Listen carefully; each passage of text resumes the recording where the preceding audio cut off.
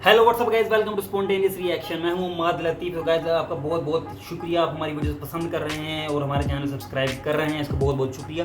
तो अगर हमारी वीडियो पसंद आए तो चैनल सब्सक्राइब किया करें, वरना कोई इसमें मजबूरी की बात नहीं है, कोई फोर्स हम नहीं कर रहे। और जाहिर बात है, जिसको वीडियो पसंद आएगी वही चैनल सब्सक्राइब करेगा। तो गाइस वीडियो का आज का टाइटल बगैर टाइम जाए कि अब वीडियो की तरफ चलते हैं। तो आज की जो वीडियो का टाइटल है वह है हाउ इंडिया सेफ हिज परमाणु बंकर। ये खान सर की बेसिकली वीडियो है। तो खान सर की वीडियो देखिए, हमेशा ही मज़ा आता है। ये काफ़ी फ़नी वे में भी डिलीवर करते हैं, लेकिन साथ हमेशा कोई ना कोई टाउंट भी मार देते हैं पाकिस्तान को। खास तौर पे चाइना को भी मारते हैं, लेकिन पाकिस्तान को भी ठोक देते हैं। लेकिन फिर भी मज़ा आता है इन वीडियोस देख के ना, मतलब काफ़ी इनका डिलीवर करने का वे ऑफ डिलीवरिंग, जो इनका लेक्चर करने का इनका जो वे है, काफ़ी मज़े का है। ठीक है ना। तो गैस बगैर किसी देर के वीडियो को स्टार्ट करते हैं, उसके बाद इस पर डिस्कशन ज़रूर करेंगे। तो हमेशा की तरह काउंटिंग के साथ स्टार्ट करते हैं। 3, 2, 1 स्टार्ट। जय हिंद। इस वीडियो में हम समझते हैं कि ईरान के ऊपर जो हमला हुआ है और उसके जो न्यूक्लियर प्लांट थे उसको उड़ा दिया गया है, इसके पीछे किसका हाथ है? क्या अमेरिका का हाथ है या इजराइल का हाथ है या खुद ईरान के अंदर पनप रहे आतंकवादी संगठन का हाथ है? क्या इससे असर पड़ेगा भारत के रिश्ते पर और भारत को इसमें क्या स्टेप लेना चाहिए? क्या होगा यदि भारत का कोई पड़ोसी देश उसके परमाणु संयंत्रों पर हमला कर दे, तो हम कैसे बचेंगे? इस सब की चर्चा हम समझते हैं। सबसे पहले आप समझिए ईरान का, ये है ईरान, इंडिया, पाकिस्तान, ये हो गया ईरान। तो ये हमारा काफी पड़ोसी देश है ईरान। तो ईरान की जो तेहरान है, तेहरान उसकी राजधानी है। तो उसकी राजधानी के पास उसकी राजधानी से थोड़ी दूरी पर एक जगह है जिसका नाम है नेतांज। यहां पर उसका जो यूरेनियम इनरिचमेंट प्लांट था जिसका नाम था UF6। ये प्लांट में क्या होता है, यूरेनियम जो निकलता है जमीन से, आप उसको डायरेक्ट परमाणु बम में नहीं डाल सकते। देखिए, परमाणु बम और परमाणु बिजली घर में बहुत थोड़ा का अंतर है। अगर आप उसमें से कंट्रोलिंग रॉड को हटा देंगे तो परमाणु जो बिजली घर है वो परमाणु बम बन जाएगा। इसलिए आप देखे होंगे कि जितने देशों के पास परमाणु बम है वो परमाणु बिजली भी बनाते हैं। तो इसको रोकने बहुत जरूरी है। अगर ईरान अपना इनरिचमेंट यानी यूरेनियम संवर्धन कर लेता तो जेन्युइन है कि वो बिजली बना लेता, और वो दुनिया के सामने यही कर रहा था कि हम बिजली बनाने चाहते हैं, और वो बिजली घर बनाने के आड़ में उसको परमाणु बम बना देता। हम लोग को भी देखिए ना, हम लोग भी तारापुर परमाणु संयंत्र लगाए थे 1972 में, 74 में अपना परमाणु परीक्षण कर दिए। इसलिए सारे देशों को डर था जो ईरान के विरोधी थे कि अगर ये बना लेगा तो काफी दिक्कत हो जाएगा। तो इस थ्रेट को देखते हुए ऐसा कहा जा रहा है कि इजराइल की ओर से जो एयरक्राफ्ट था F-35, वो डायरेक्ट यहां पे आप देखेंगे तो ये है देश आपका इजराइल। कहा जा रहा है कि डायरेक्ट यहां से आके बॉम्बार्डमेंट किया और कहीं भी फ्यूल नहीं लिया और यहां से ये लौट गया। तो ये इसके बारे में कहा जा रहा है। लेकिन इजराइल ने इसको कहा कि भाई ईरान में कुछ भी होगा तो उसके लिए हम जिम्मेदार थोड़ी है। तो इजराइल ने तो अपना पल्ला झाड़ लिया यहां पर। दूसरी ओर कहा जा रहा है कि ये इशारा अमेरिका के इशारे पर इजराइल ने किया, और ये हकीकत भी है, इजराइल जो भी काम करता है वो अमेरिका के इशारे पर करता है। लेकिन खुद ईरान में एक आतंकवादी, एक विद्रोही संगठन है चीता, इसने इसकी जिम्मेदारी ले ली है कि हमने ये हमले को किया है। हालांकि मोस्ट प्रोबेबली कहा जा रहा है कि ये इजराइल की ओर से, और अगर ये इजराइल की ओर से तो इजराइल ने अपने सेल्फ डिफेंस के लिए एक एग्रेसिव कदम उठाया है। क्योंकि जो ईरान जो है आप देखेंगे तो ये एक शिया कंट्री है। मुसलमानों में दो कैटेगरी, शिया सुन्नी, इस पर हम कभी और चर्चा करेंगे। तो ये शिया कंट्री है और ये पूरे मिडिल ईस्ट में अपना प्रभुत्व स्थापित करना चाह रहा है। वो यहां से इस सीरिया में जो सरकार है बशर अल असद, उसकी सरकार को मतलब ये डिफेंड करने के लिए वहां चला जा रहा है। अब यहां देखेंगे तो सऊदी अरब से इसकी दुश्मनी चलती है, एकदम 36 का आंकड़ा। यमन है, यमन में ये हैती विद्रोहियों का समर्थन कर रहा है, हैती विद्रोहियों को यह हथियार दे रहा है, बचा रहा है, सऊदी अरब उन्हें मार रहा है। तो ये मिडिल ईस्ट में अपना पूरा दबदबा कायम करना चाह रहा है। और अगर इसके पास परमाणु बम हो गया तो ये कहा जाता है कि ये दो जगह सबसे पहले हमला करेगा। सऊदी अरब ये करे ना करे, ये सऊदी अरब पे करेगा नहीं, वो ऐसी टेंशन है। लेकिन इजराइल पे ये मोस्ट प्रोबेबली इसका सबसे बड़ा दुश्मन इजराइल है। हालांकि जब ईरान और इजराइल का जब स्टार्टिंग का बात देखिएगा तो ईरान उसमें ज्यादा इंटरफेयर नहीं करता था, लेकिन इधर के समय में ईरान काफी इंटरफेयर करने लगा इजराइल के मामले में। और इजराइल जो है एकमात्र कंट्री है जो यहूदी देश है। अब ये इजराइल वाले जो होते हैं बहुत ही ज्यादा दिमाग वाले होते हैं। आप ऐसे सोचिए कि पूरी दुनिया में जितने भी नए नए रिसर्च होते हैं 70% यहूदी करते हैं। जो उनकी कॉपीराइट है, जो इंटेलेक्चुअल प्रॉपर्टीज है, वो इजराइलियों के पास सबसे ज्यादा, मतलब सबसे ज्यादा दिमाग वाले माने जाते हैं इजराइल। तो इजराइल कह रहा था कि अगर ईरान पर परमाणु बम हो गया तो हमारे पे मारेगा तो हमारा एरिया ही इतना छोटा है कि हम तो खत्म ही हो जाएंगे। इसलिए इजराइल ने सेल्फ डिफेंस का बहाना देकर इस पर मार दिया, लेकिन खुद पल्ला झाड़ लिया।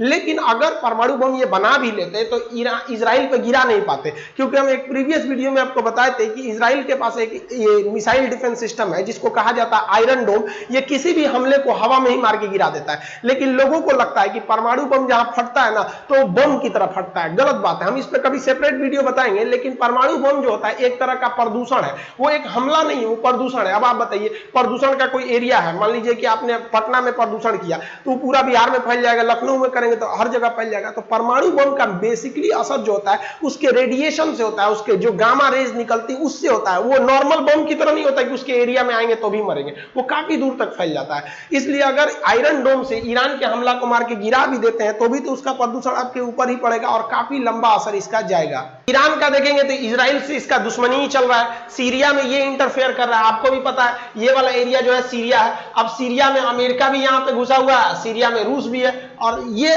सीरिया को बचाना चाहता है। अब इजराइल से दुश्मनी है, सीरिया से है, सऊदी अरब से इन लोग में एकदम वर्चस्व की लड़ाई लड़ रही है। सऊदी अरब से दो टेंशन है, क्योंकि सऊदी अरब भी पेट्रोल का निर्यात करता है, ईरान भी करता है। तो जब दो सेम बिजनेस वालों में तो वैसे भी देखा जाता है कि कंपटीशन रहता है। दूसरा कि सऊदी अरब जो है ना सुन्नी कंट्री है और ये ईरान जो है ये ईरान है आपका शिया कंट्री।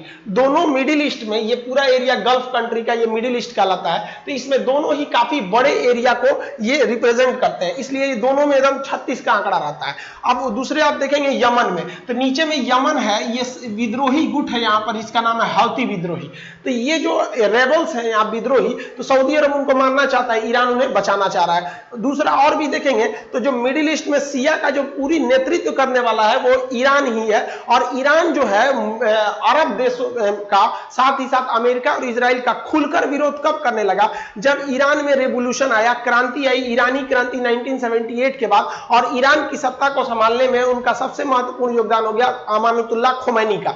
आज भी खोमैनी का वहां पर वर्चस्व ज्यादा रहता है, उन्हीं की विचारधाराओं से लोग वहां चलते हैं। ये ईरानी रेवोल्यूशन हम आपको नेक्स्ट वीडियो में समझाएंगे, ये काफी महत्वपूर्ण है। अब हम समझते हैं भारत को क्या करना चाहिए। तो देखिए, ईरान का ना रूस से भी अच्छा संबंध है, इसलिए इंटरनेशनल मैटर पर ये लोग कुछ कर नहीं पाएंगे क्योंकि रूस वीटो कर देगा। और चाइना से भी उसका काफी अच्छा संबंध है। आप याद करेंगे जब डोनाल्ड ट्रंप अमेरिका के राष्ट्रपति बने थे तो वो ईरान के ऊपर ये सैंक्शन, ये प्रतिबंध लगाना चाहते थे कि ईरान बिजली घर ना बनाए, क्योंकि अमेरिका को पता था कि ईरान बिजली घर तो बना लेगा, उसे यूरेनियम मिल जाएगा, बिजली घर को रोक के उस संवर्धित यूरेनियम को वो क्या कर सकता है, परमाणु बम में डाल सकता है। अब आप लोग कंफ्यूज होंगे संवर्धित यूरेनियम क्या होता है, तो भाई उसको थोड़ा सा मॉडिफाई करना। जैसे खेत से आपके धान होता है, धान थोड़ी खाते हैं, उसको मिल में भेजते हैं, फिर धान से चावल बनता है, पॉलिश किया जाता है, तब आपके पास आता है। अब मान लीजिए किसी का धान की फैक्ट्री उड़वा देंगे तो चावल खा पाएगा, नहीं खा पाएगा। गेहूं थोड़ी ना खा लेते हैं आप, गेहूं को पिसवा के आटा बनाते हैं। किसी देश का पूरा आटा चक्की उड़वा दीजिए, गेहूं नहीं ना फाक पाएगा,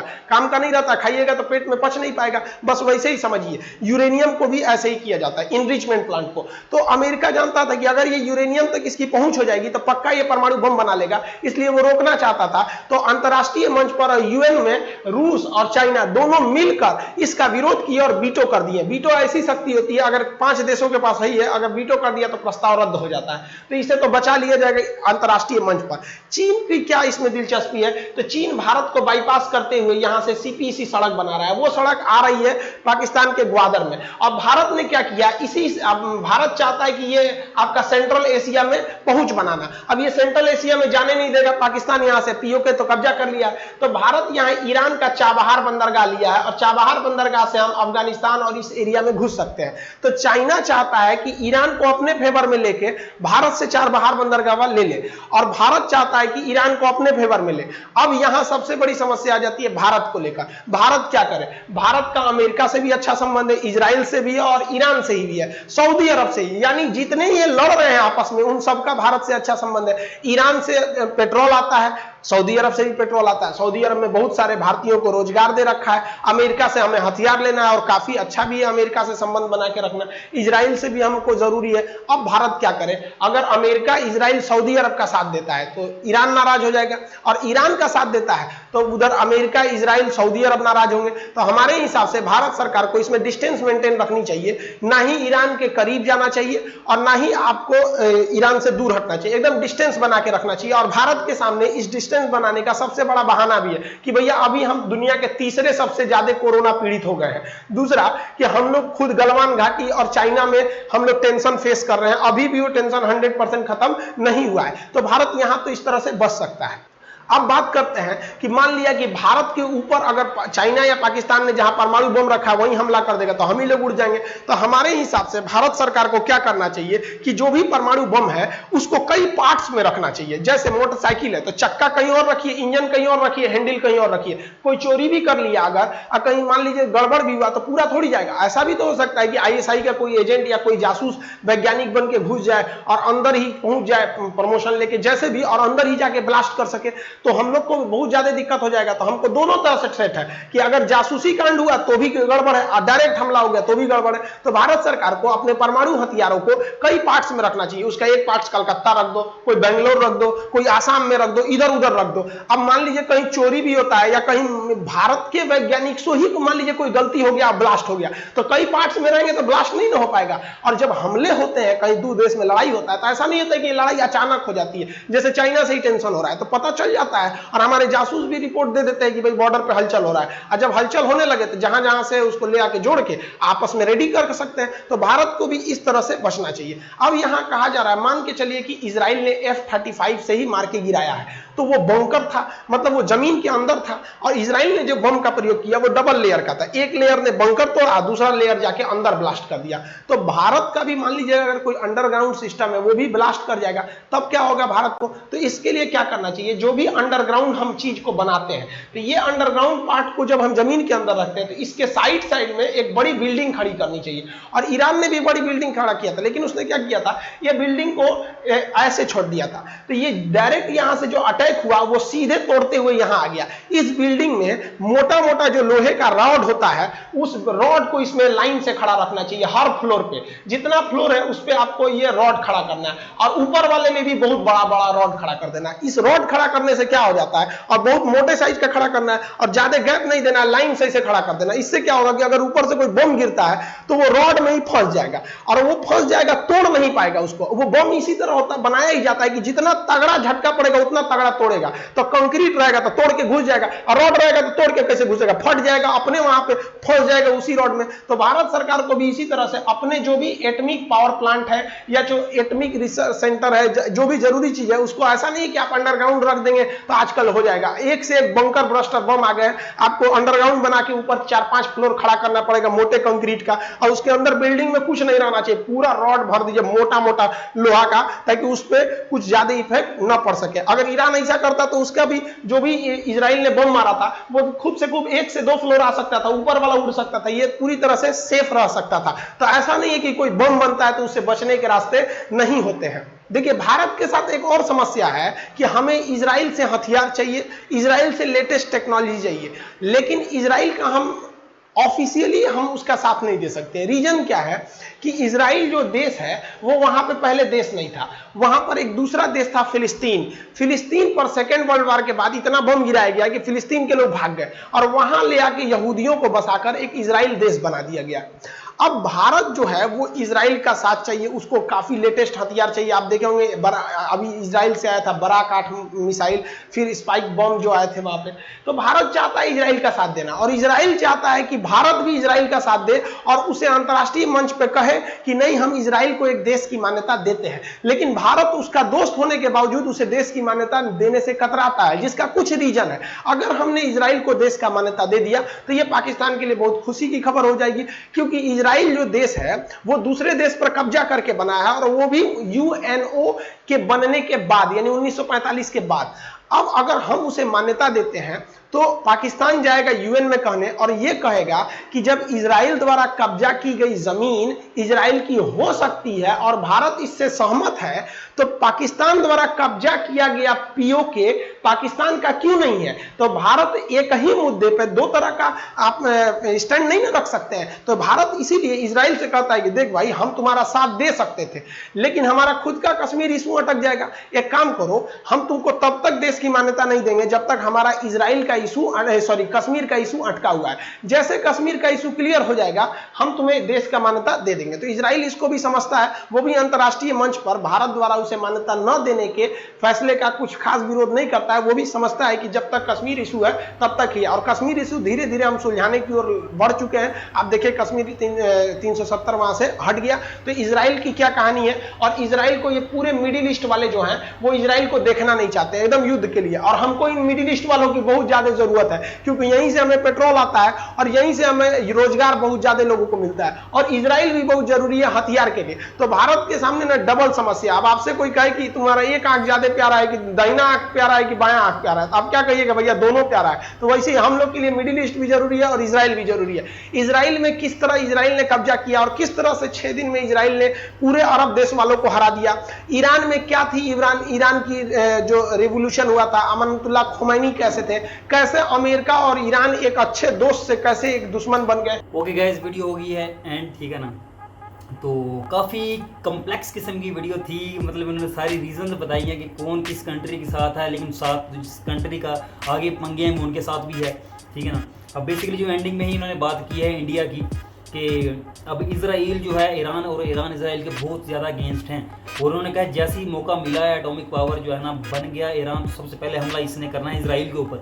सऊदीया के ऊपर भी बहुत ज़्यादा मतलब है इसकी दुश्मनी है, लेकिन सऊदीया के ऊपर नहीं करेगा, वो खान साहब ने भी बताया है, तो ये हकीकत है, क्योंकि वहाँ पे मुसलमानों की ही सेक्रेट प्लेसेस हैं, मक्का है, मदीना है। तो ये हरकत ईरान वैसे ही जो है ना पंगेबाजियाँ करेगा, सऊदीया के साथ चलती रहेंगी, लेकिन जो एटम बॉम्ब है कभी किसी सूरत सऊदीया के ऊपर नहीं गिरा सकता ईरान, ठीक है। लेकिन इसराइल के ऊपर ज़रूर गिरा सकता है जितना इसे गुस्सा है, ठीक है। अभी भी आपको पता होगा रिसेंटली फ़लस्तीन पे जो इशू हुआ था, ईरान ने उस पर ऐलान किया था कि हमें चांस दिया जाए, हम इसको तहस नहस कर दें इसराइल को। तो इसमें यही मेन जो है ना एक मज़े की बात बताई गई है कि कंट्रीज़ को कैसे चलाना होता है।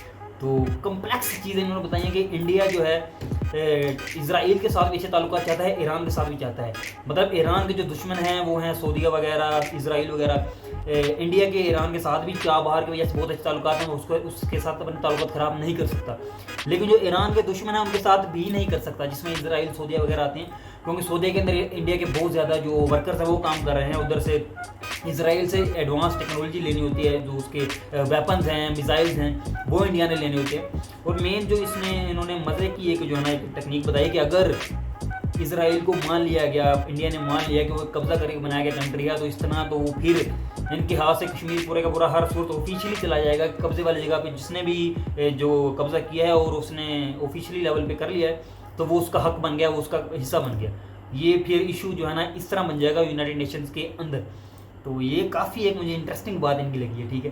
तो काफ़ी बाकी ये बात सच है कि ईरान जो है, अब ईरान के सपोर्टर्स जो है उसमें चाइना है, रशिया है, ठीक है ना। लेकिन जो बेसिक जो सपोर्ट मिल रही है इसराइल को वो अमेरिका की है। मतलब जो सबसे बड़ा इत्तेहादी है इसराइल का, और इसराइल आज मतलब वो सेल्फ डिपेंडेंट है मानता हूँ, लेकिन जो सबसे ज़्यादा डिपेंडेंट है जिस कंट्री पे वो अमेरिका, ठीक है। तो अगर अमेरिका इससे हाथ उठा ले तो मेरे ख्याल में इसराइल पीछे कुछ नहीं रह जाएगा। हाँ मानता हूँ टेक्नोलॉजी काफ़ी एडवांस हो गई है, जैसे S-400 इनके आयरन डोम सिस्टम हो गया, या और बहुत सारी टेक्नोलॉजी में बहुत ज़्यादा एडवांस हैं, ठीक है। लेकिन फिर भी ये सब कुछ हो रहा है अमेरिका की वजह से, अमेरिका इनको सपोर्ट कर रहा है तो इसराइल कर रहा है, ठीक है। तो काफ़ी गाइस इन्फॉर्मेटिव वीडियो थे, इसमें बहुत सारी चीज़ें सीखने को मिली है कि कैसे जो है ना, मतलब हम तो छोटे लेवल पे हमें इन चीज़ों को पता नहीं होता कि, लेकिन इंटरनेशनल लेवल पे कंट्रीज़ को कैसे जो है ना चीज़ को हैंडल करना होता है कि एक दोस्त भी है, दूसरा दोस्त भी है, लेकिन आपस में दुश्मन है, लेकिन हमने दोनों को राज़ी रखना है, कोई भी नाराज़ ना हो जाए, एक के साथ जो है ना ज़्यादा ऑफिशियल लेवल पे किसी के साथ हमायत नहीं करनी, ठीक है। ये एक जो है ना एक इंटरेस्टिंग और मज़े के अंदर इन्फॉर्मेशन मिली है, और काफ़ी मतलब इन्फॉर्मेटिव वीडियो थी। आपको भी उम्मीद मज़ा आया होगा ये वीडियो देख के गाइस। तो मुझे भी ये चीज़ काफ़ी मज़ेदार लगी है, और इन्होंने ये चीज़ बताई है कि इंडिया ने अब अगर सेल्फ डिफेंस करना है बंकर्स का, तो उसके ऊपर जो है ना वो रोड्स लगाने होंगे, जैसा कि ईरान ने नहीं किया। ये बहुत बड़ी गलती की है कि अपने जो उनके यूरेनियम का ज़ख़ीरा था, जहाँ पे उन्होंने एटम बॉम्ब बनाना था, उसी पे ही इसराइल से अटैक करवा लिया और अपना वो तबाह भी कर लिया प्लांट। तो मतलब इनका डिफेंस काफ़ी वीक था ईरान का, जो इस तरह हो गया। लेकिन इंडिया का इन्होंने बताया कि उन्होंने काफ़ी अब एडवांसमेंट इसमें ला रहे हैं, ऊपर रोड लगा रहे हैं, ठीक है, ताकि कोई भी अगर अटैक हो तो पहले रोड के अंदर ही फंस जाए और नीचे तक जा ही ना पाए। तो काफ़ी अच्छी स्ट्रैटेजी, मतलब मज़ा आया, काफ़ी इन्फॉर्मेटिव वीडियो थी और इन्फॉर्मेशन ही मिली है इसमें। तो गाइस आपको भी, मुझे भी उम्मीद है आपने वीडियो पूरी देखी होगी, आपको भी इसमें मज़ा आया होगा। तो गाइस अगर वीडियो पसंद आई है तो हमारी वीडियो को लाइक कर दें, चैनल को सब्सक्राइब जरूर कर दें। तो अच्छी अच्छी वीडियोज़ हमें ऐसी सजेस्ट करते रहें। तो मिलते हैं नेक्स्ट वीडियो में बहुत जल्द। तब तक रखें अपना बहुत ख्याल, टेक केयर, अल्लाह हाफिज़।